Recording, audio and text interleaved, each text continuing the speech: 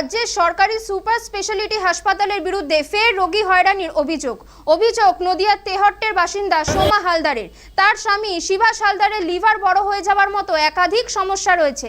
কল্যাণী হাসপাতাল থেকে তার স্বামীকে নীলরতন সরকার হাসপাতালে রেফার করা হয়। নীলরতন হাসপাতালের এমার্জেন্সি বিভাগে দেখানোর পর ওই হাসপাতাল থেকে জানিয়ে দেওয়া হয় ওই চিকিৎসার জন্য উপযুক্ত পরিকাঠামো নেই। নীলরতন থেকে রেফার করা হয় এসএসকেএম হাসপাতালে। এসএসকেএম হাসপাতালের আউটডোর বিভাগে দেখানোর পর সেখানকার চিকিৎসকরা কিছু পরীক্ষা করানোর জন্য লিখে দেন।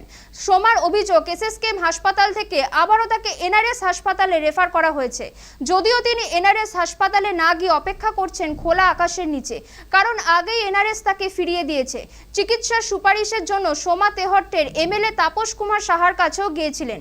রোগীর পরিবার রাজ্যের মুখ্যমন্ত্রীর কাছে আবেদন করেছেন যাতে দ্রুত চিকিৎসা করিয়ে বাড়ি ফিরতে পারেন হালদার দম্পতি।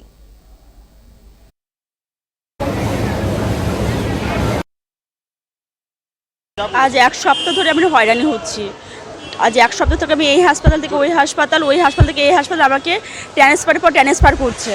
কোনো হাসপাতালে আমাকে অ্যাডমিশন নিচ্ছে না। জেএনএমে ভর্তি করেছিলাম খুব কষ্ট করে। ভর্তি করার পর আমাকে 3 দিন রেখে কোনো ট্রিটমেন্ট হয়নি, সেই রকম শুধু ফেলে রাখতো। মেডিসিন শুধু 2-1টা দিত। কোনো আমি স্যারকে বলেছিলাম, বলে জল বার করেছিলাম পায়ের হাতে ধরে। তারপরে স্যার আমাকে রেফার লেখে আমি এনআরএসে আসি। এনআরএস থেকে আমাকে আবার পিজিতে পাঠায়। আমাকে সরকারি কোনো অ্যাম্বুলেন্স দেয়নি, কোনো সরকারি ব্যবস্থাই আমি পাইনি।